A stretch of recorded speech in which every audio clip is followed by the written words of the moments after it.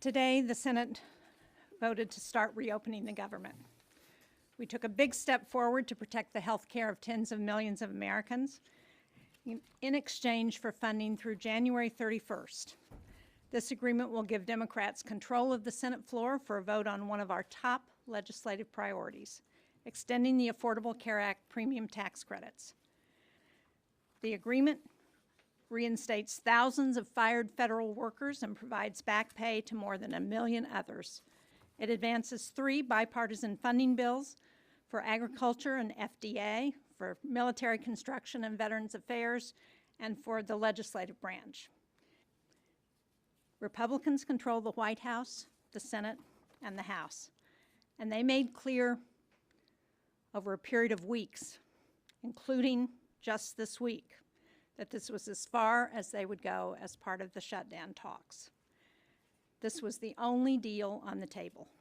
It was our best chance to reopen the government and immediately begin negotiations to extend the ACA tax credits that tens of millions of Americans rely on to keep costs down. The question was, does the shutdown further the goal of achieving some needed support for the extension of the tax credits? Our judgment was that it would not produce that result. And the evidence for that is almost 7 weeks of fruitless attempts to make that happen. Would it change in a week, or another week, or after Thanksgiving, or Christmas? And there's no evidence that it would. What there is evidence of is the harm that the shutdown is doing to the country. What it's doing to millions of federal workers, but also what it's doing to tens of millions of recipients of SNAP. Because it wasn't working.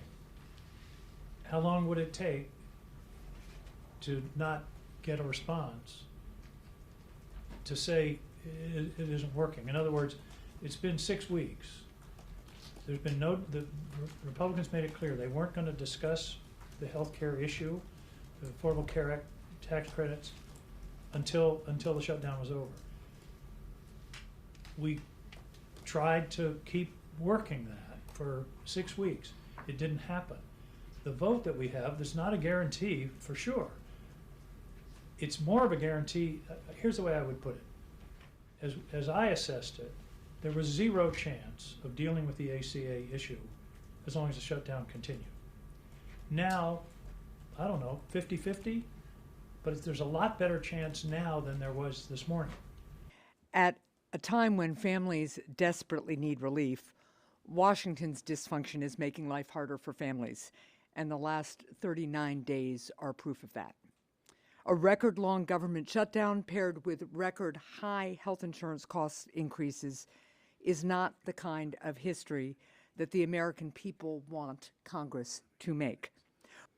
I expect Republicans to be at the table in the next few weeks. I expect the White House to be at the table. And if they do choose not to come to the table, they can own the disastrous premium increases that will continue to rise. They will own the fact that Americans across this country are going to lose access to health care. We were elected in the Senate to work on real solutions that help working families.